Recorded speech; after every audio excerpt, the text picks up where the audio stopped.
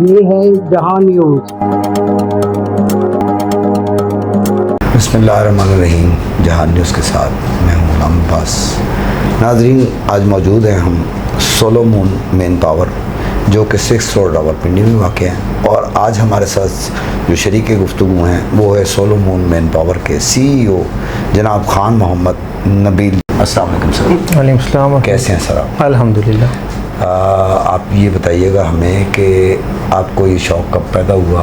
क्या किसी से इंस्पायर हो के आपने ये काम शुरू किया, या कुछ आप पहले से इसके बारे में जानते थे? जी ब्रदर, मैं तकरीबन 10 साल से इस फील्ड से मुंसलिक हूँ, और पहले इस फील्ड में मेरे रिलेटिव या दोस्तों में से कोई भी नहीं था। पहला बंदा ही जो मैंने स्टार्ट लिया था, और मार्केट में एज अ प्रोसेसिंग का काम मैं कर रहा था ना। पहले मेरे दोस्त फ्रेंड्स वगैरह काफ़ी मिडिल ईस्ट सऊदीया में थे, वो प्रोसेसिंग के वीज़े वगैरह बनाते थे, तो उनका प्रोसेस मैं करता था। पहले मैं मुख्तलिफ़ एजेंसियों पे प्रोसेस बना रहा था, तो अपना अदारा तो फिर अपना ही होता है ना। फिर 6-7-8 साल बाद मुझे ख्याल आया कि मैंने अपना भी अदारा बनाना है, तो फिर मैंने 2024 में अपना लाइसेंस लिया है। तो अब आपको कितना अरसा हो गया इस फील्ड में आए हुए? मुझे इस फील्ड में 10 साल से ज़्यादा हो गया तकरीबन। अच्छा, तो कैसा एक्सपीरियंस पाया आपने? जी अल्हम्दुलिल्लाह, बहुत अच्छी फील्ड है।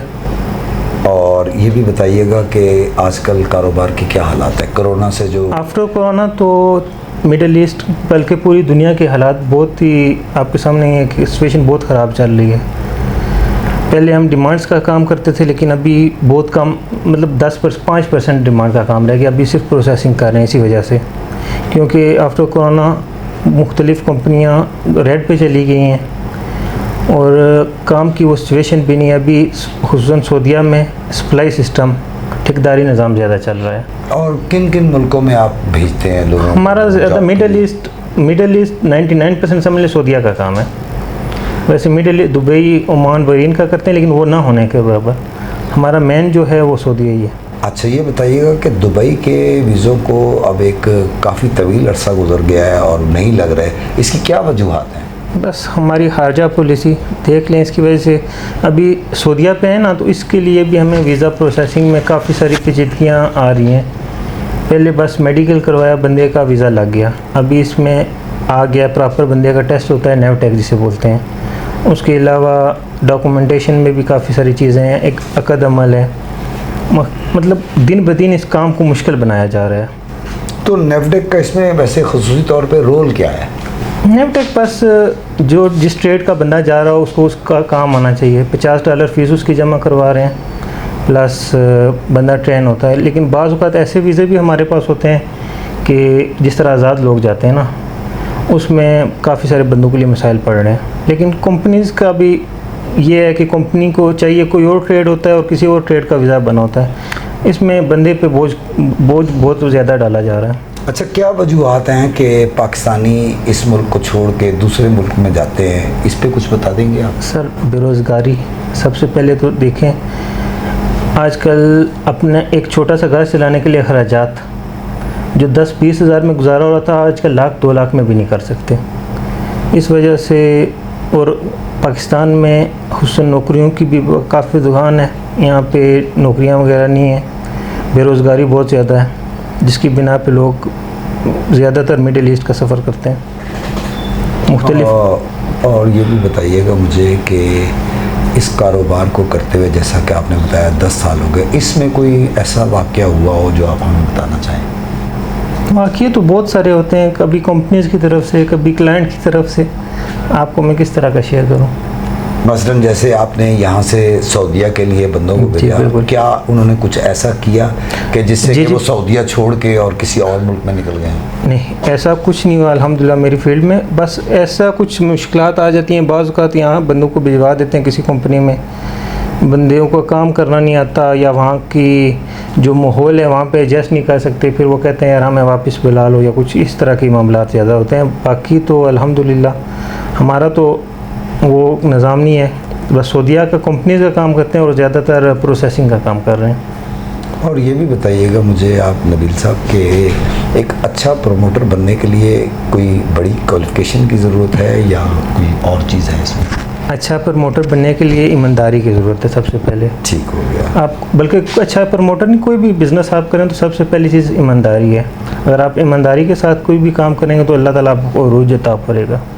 ये मैंने सवाल आपसे इसलिए किया नबील साहब, आपको बुरा ना लगे, क्योंकि ज़रूरी नहीं है, क्योंकि अल्लाह ताला ने आपको पता है 5 उंगलियां ही जैसी ऐसे ही नहीं है, बनाई। बिल्कुल। तो there are lot of promoters और उनकी रेपो अच्छी भी नहीं है। ऐसे ही है, बिल्कुल। क्योंकि जब हम जाते हैं और हम देखते हैं तो लोग रोते हुए नजर आते हैं कि लूट लिया, ये कर दिया, वो कर दिया। इसमें कितनी सच्चाई है? सर माजरत के साथ हर फील्ड में अगर देखा जाए, आप सहाफ़ी हैं, सहाफ़त की फील्ड में भी इल्ज़ामात लगते हैं। इस तरह हमारी फील्ड में भी अच्छे, जहाँ पे कुछ परसेंट बुरे लोगों का भी होता है। ये नहीं कह सकते 100% लोग, लेकिन जो लाइसेंस लेके आते हैं, जो अपना अदारा बना के चलते हैं, लेकिन 99% ज़्यादातर अच्छे होते हैं। तो आप मेरे 0.1% हर जगह पे ऐसे लोग होते हैं जो किसी भी फील्ड को बदनाम करने के लिए होते तो हैं। आप तो मेरी इस बात से इत्तेफाक करेंगे कि बद से बदनाम बुरा होता ऐसे ही है, है। तो बिल्कुल। इसमें आपका और किसी का क्या कसूर है? सर अल्हम्दुलिल्लाह, ये देखें आप ऑफिस में आए, सुकून से ऑफिस में बैठे हुए हैं, डीलिंग कर रहे हैं, क्लाइंट्स आ रहे हैं। जो ज़्यादा लालच करेगा ज़्यादा फंसेगा, क्योंकि आफ्टर कोरोना पहले भी मैं आपको बता चुका हूँ कि कंपनीज के हालात अच्छे नहीं जा रहे। तो अभी तक आप कितने पाकिस्तानियों को बैरून मुल्क भेज चुके हैं, ख़ासतौर पे सऊदीया? तादाद तो अभी जो मैं अपना लाइसेंस पे तो तकरीबन 150 से ज़्यादा भेज चुका हूँ, लेकिन जो मुख्तलिफ़ लाइसेंस पे मैं पहले प्रोसेसिंग का कर रहा था तो फिर वो तो हज़ारों में है। लेकिन जो अभी स्टार्ट किए हुए 1.5 साल हो गए तकरीबन, मुझे तकरीबन 150 से ऊपर है मेरी रेशो। और ये भी बताइएगा कि ये जो आप इसकी कोई एक लमसम फीस होती है या इसकी कोई कैटेगरीज हैं? मेडिकल क्या इसमें शामिल होता है? जो और जो पासपोर्ट तो ज़ाहिरी बात है, जो नॉमिनी होता है वो ख़ुद बनवाता है। तो मुझे सिर्फ ये बता दें कि ये मेडिकल का इसमें कुछ होता है ऐसा कि वो उसकी फ़ीस आप लोग ले लेते हैं या वो ख़ुद करवाते हैं? सबसे पहले गेम का टोकन निकालते हैं, उसकी $10 फ़ीस होती है। ठीक हो उसकी गया। अदारा $10 चार्ज करता है। उसके बाद हम प्रोसेसिंग 25,000 पे विदाउट टिकट चार्ज करते हैं क्लाइंट से। बाकी पासपोर्ट, मेडिकल और जो भी चीज़ें करेक्टर FRC वगैरह, और इसके अलावा जो अक़द अमल होता है वो क्लाइंट का खुद होता है। अच्छा ये बताइएगा कि जो हमने देखा भी है और सुना भी है कि इस रावलपिंडी में 5 सेंटर हैं इसके। नहीं, अभी ये जो मेडिकल सेंटर 20-25 से ज़्यादा बन चुके हैं पिंडी इस्लामाबाद में। अभी बहुत ज़्यादा हो चुके हैं, लेकिन वहाँ पे भी काफ़ी सारे मसाइल हैं मेडिकल के। क्लाइंट बिल्कुल फिट होता है, उसको बार बार रिपीट कर रहे होते हैं। इस फील्ड में अभी काफ़ी सारे मसाइल पैदा हो रहे हैं ना। तो यही चीज़ मैं आपको पूछना चाह रहा था, लेकिन आपने खुद ही ये बात कर दी है कि बड़ा एक तो आपको पता है कितनी बेरोज़गारी चल रही है, ऐसे ही है, हालात क्या चल रहे हैं, हम किस अज़ाब से गुज़र रहे हैं, और सबसे हम पे प्रेशर भी बहुत ज़्यादा है इस वक्त। और उन हालात में भी ये जो मेडिकल सेंटर वाले हैं, एक तो लोगों को ख्वार बहुत करते हैं, ऐसे ही है, दूसरा उनको जानबूझ के, जैसे आपने बोला, फिटनेस होने के बावजूद उन्हें फेलियर कर दिया जाता है। पहले तो ये होता था कि फेल कर देते थे और टाइम दे देते थे, और फिर एक लंबी रैंसम अमाउंट लेके उनको पास किया जाता था। और अब ये हो गया है कि अब ये लोग ये करते हैं कि एक दफ़ा उसे फेल करते हैं, और फेल इसीलिए करते हैं कि वो कुछ लगाए, तो फिर उसके बाद उसको कहते हैं जाएं दूसरे सेंटर से करवा के आ जाएं, फिर हम इसी को ओके कर देंगे। इस पे थोड़ा सा हमें नाजरीन को हमारी बताइए। ऐसे ही है बिल्कुल। असल में पहले थी मेडिकल की फ़ीस 6, जब से मैं आपको बताया 10 साल पहले, तो 3,000-4,000 फ़ीस चल रही थी मेडिकल की, और आज की डेट में 26,000 है, प्लस 3,500 या 400,000, इसमें 30,000 में एक बंदे का मेडिकल हो रहा है। और इसमें भी अगर हल्की सी बंदे में ALT जिगर की गर्मी आ जाती है, वो रिपीट बार बार आकर रिपीट जब तक उसकी नॉर्मल रेशो नहीं आएगी। इसके अलावा अगर बचपन में उसे कोई निमोनिया वगैरह या कुछ इस तरह के दाग आ जाते हैं, उस वजह से भी अनफिट कर देते हैं। बाकी तो माफिया मेडिकल में काफ़ी बैठी हुई है, अभी सबको नॉमिनेट तो नहीं कर सकते, लेकिन हालात बहुत टाइट चल रहे हैं। तो आप हमारे नाजरीन को क्या मैसेज देंगे इस हवाले से? सबसे पहले अगर आपने बाहर का सफ़र करना है तो आप कहीं लोकल लैब से अपने टेस्ट करवा लें, चेस्ट का एक्सरे करवा लें, हेपेटाइटिस B, C ये करवा लें। ये तो रूटीन वाइज टेस्ट होते हैं, अगर आप देखते हैं ये 1,500-1,000 में हो जाएंगे। बेहतर है आप ज़्यादा अमाउंट लगाने से पहले किसी लोकल लैब से वहाँ से टेस्ट करवा के, अगर आपके फिट हैं उसके बाद आप दोबारा गेमका का मेडिकल करवाएं। तो ये जो सेंटर्स बने हुए हैं, क्या वो उसको एक्सेप्ट कर लेते हैं फिर? नहीं, ये एक्सेप्ट नहीं करते, लेकिन ये है कि कंफर्म तो होना चाहिए कि मुझे हेपेटाइटिस नहीं है, मेरा एक्सरे में कोई दाग वगैरह तो नहीं आ रहा, फिर बंदा ज़्यादा अमाउंट लगा के अपने टेस्ट वगैरह तो इससे तो फिर यही पता लगता है जी कि बेचारे वहाँ भी पहले पैसे भर रहे हैं, फिर यहाँ भी भर रहे हैं, यानी दोनों तरफ से ख्वारी ही है। ऐसे मेरे कहने का मतलब ये देखें, जहाँ पे 30,000 बंदा लगाएगा उससे बेटर है कि 1000 रुपये में या किसी सरकारी हॉस्पिटल में जाके फ्री में भी टेस्ट करवा सकता है। तो उसको पहले से कंफर्म हो कि मेरे टेस्ट वगैरह ठीक हैं, उसके बाद आके टेस्ट करवा दे। मैं तो इस बात से आपकी 100% अग्री हूँ, लेकिन मेरा क्वेश्चन ये था कि जैसे कि अब आपने बताया कि 1500 या 1500 जो फीस लगती है वो तो उसने दे दी और वहाँ से वो फिटनेस भी ले आया, लेकिन जब वो इस सेंटर में आया, जो 5 सेंटर हैं या 10 हैं, जो भी आप जैसा बता रहे हैं कि पिंडी इस्लामाबाद में अब तादाद ज़्यादा हो गई, यानी चोर बाजारी का बाजार और भी गर्म हो गया। जैसे कि पहले एक शॉप होती थी तो अब 50 शॉपें खुल गई। तो इससे वैसे होता तो क्लाइंट को फ़ायदा है, अगर हो कोई करियाने की दुकान, लेकिन ये तो इन्होंने बाकायदा एक डकैती की दुकानें ऐसे ही है। पहले फीसें भी कम थी, अभी सेंटर इन्होंने बढ़ाए हैं और उनके एक्सपेंसेस वगैरह बढ़ा के बोझ तो सारा जो क्लाइंट है, जो बाहर जा रहा है गरीब बंदा, उस पर आ रहा है। अच्छा, मैं अब यहाँ पे ये चीज़ भी अपने नाजरीन को आपके तवस्सुत से बताना चाहता हूँ जहान न्यूज़ के ज़रिए कि जो फ़ीस उसने 1000 या 15 वहाँ से भरी और वो फिटनेस सर्टिफिकेट ले आया, और जब वो आया उस सेंटर में जो कि मुख्तलिफ सेंटर बने हुए, उन्होंने उसको अनफिट कर दिया। इसकी क्या वजूहत हैं? सर ऐसे ही है, काफ़ी सारे हमारे साथ भी ये केस हो चुके हैं। अगर वो अनफिट कर देते हैं तो बंदा 6 माह के लिए अनफिट हो जाता है, दोबारा वो मेडिकल नहीं करवा सकता गेमका से। सही। और अगर 6 माह के बाद फिट भी उसकी पासपोर्ट पे होता है तो सऊदीया वाले वीज़ा नहीं लगाते उस पर, उसके लिए उसको पासपोर्ट चेंज करना, बाहर से जो रिपोर्ट्स करके वहाँ पे चेक करवाएं। ये आपका नेगेटिव अगर बाहर से आ रहा है तो सेंटर में पॉजिटिव आ रहा है तो वो उस नेगेटिव की बाहर किसी लैब की रिपोर्ट को नहीं मानेंगे, वो कहेंगे हमारी अथॉरिटी से हम जो एम्बेसी की SOPs हैं उसके मुताबिक कर रहे हैं, उसके मुताबिक वो उसका रिज़ल्ट देंगे। बेशक उसको किसी अदालत में चैलेंज करें, वो नहीं मानते। अच्छा, जैसा कि आपने कहा कि उसको फेलियर के बाद 6 मंथ का टाइम ऐसे ही है, तो देयर आर लॉट्स ऑफ मैंने सुना है और जो कई लोगों ने नोट भी हमें करवाया है कि 6 मंथ का टाइम देने के बावजूद कईयों के 2 महीने 1.5 महीने में भी वो एक्सटेंड करके उनको पास कर दिया गया। इसकी क्या वजह है? बस वो स्टार्टिंग में आपने माफिया का लफ्ज़ यूज़ किया था।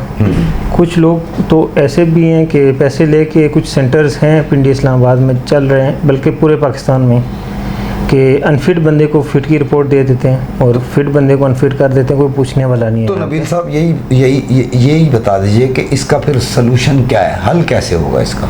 सलूशन बस हमारे तो हमारी एक ऑर्गेनाइजेशन भी है पीपा, काफ़ी मीटिंग्स वगैरह भी हुई हैं, लेकिन इस पर कुछ नहीं हो सकता। मतलब हमारी रसाई नहीं है, एक छोटे प्रमोटर की रसाई नहीं है वहाँ तक कि इनके खिलाफ जाके इनके अगेंस्ट कुछ कर सके। अच्छा, OPF जो है वो ओवरसीज़ पाकिस्तानियों के लिए बनाया जा रहा है, तो उसका क्या रोल है फिर?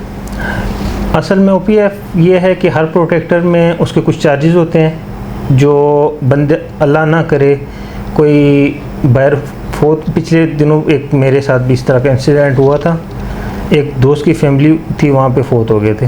तो बहुत अच्छा OPF अदारा है, बल्कि डॉक्टर नसीर साहब से बड़े अच्छे तलकात है मेरे।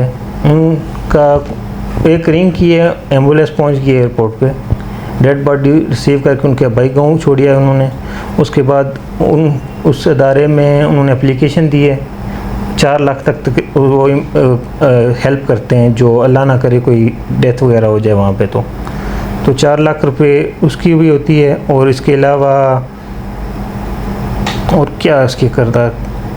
अच्छा, ये बता दीजिएगा कि आपके पास किस किस्म के वीज़े आते हैं हमारे पास, और उनकी क्या कैटेगरीज होती हैं, और क्या कोई बैरून मुल्क से जिस मुल्क में आप उनको भेजते हैं, सऊदीया है, टर्किया है, जहाँ भी भेजते हैं, क्या उनका कोई डेलीगेशन बाकायदा यहाँ आता है? जी बिल्कुल। पिछले दिनों भी मेरे पास मदीना मुनव्वरा की एक कंपनी शिरकतुल अव्वलात, उसका डेलीगेशन आया था। उसमें हमें construction labour, driver, excavator, shovel और इस टाइप की वेल्डर वगैरह चाहिए थे। वो आके प्रॉपर उसका टेस्ट वगैरह हुए थे, उसमें अल्हम्दुलिल्लाह 50 के करीब बंदे गए हैं, खुश हैं। और इसके अलावा ज़्यादातर हमारा प्रोसेसिंग का काम होता है, क्योंकि आफ्टर कोरोना डिमांड्स बहुत कम हो गई हैं। मतलब मिल रही होती हैं, वहाँ पे काम अच्छा नहीं होता वो हम नहीं करते, और कोशिश वैसे करके भी- सिलेक्टेड काम करते हैं, ना कि वैसे हर भी काम करना। दुबई से वीज़े बंद होने के हाँ। बाद तो काफ़ी कारोबार में ऐसे ही है आप देखें कई लोग हैं बेचारे अब रो रहे हैं, उनके पैसे फंस गए हैं ऐसे ही है बिल्कुल। और उनको नहीं मिल रहे, सर, रिटर्न कोई नहीं। असल में कंपनीज में इन्वेस्टमेंट होती है, सिक्योरिटी होती है, सारा कुछ। तो अभी जिस तरह हमने भी काफ़ी सारी कंपनियों में सिक्योरिटी रखी हुई है अपनी अदारे के साथ काम करने के लिए, लेकिन अचानक सऊदीया का काम बंद हो जाए तो वो सिक्योरिटी हमारी ज़ब्त हो जाएगी, जब तक काम नहीं चलेगा वो तो वापस नहीं होगी ना। तो इसी वजह से काफ़ी सारे प्रमोटर ऐसे भी जो वो सिर्फ दुबई का काम कर रहे थे, तो दुबई के काम बंद होने से काफ़ी बेरोज़गारी बढ़ी है और अच्छी डिमांड्स पे नहीं है आजकल। वो सिर्फ देखा जाए तो सऊदीया ही चल रहा है अभी। तो जो ओमान के भी वीज़े भी बंद हैं, जी इस तरह दुबई के हैं, बहरीन के कुछ हल्का फुल्का सा काम चल रहा है। आफ्टर फीफा वर्ल्ड कप वो कतर का भी काम तकरीबन 9 होने के बराबर है। बस सारा दारोमदार अभी सऊदीया पे चल रहा है। नाजरीन, हम शुक्रगुजार हैं जनाब CEO खान मोहम्मद नबील जावेद साहब के, जो कि सोलोमन मैन पावर के चीफ एग्जीक्यूटिव हैं, कि इन्होंने हमें जहान न्यूज़ को टाइम दिया। और दुआ गो हैं हम दोनों मिल के, CEO साहब भी और मैं भी, कि अल्लाह ताला इस मुल्क पे अपना खुसूसी करम फरमाए आमीन। और हमारी जो आवाम यहाँ से रोज़गार के लिए बैरून मुल्क जाती है, अल्लाह ताला उनके रिस्क में बरकत अता फरमाए और हर लिहाज से हमारे मुल्क की खुशहाली हो। अब इजाज़त चाहूँगा, कैमरामैन कमर अब्बास के साथ मैं हूँ ग़ुलाम अब्बास। अल्लाह हाफ़िज़।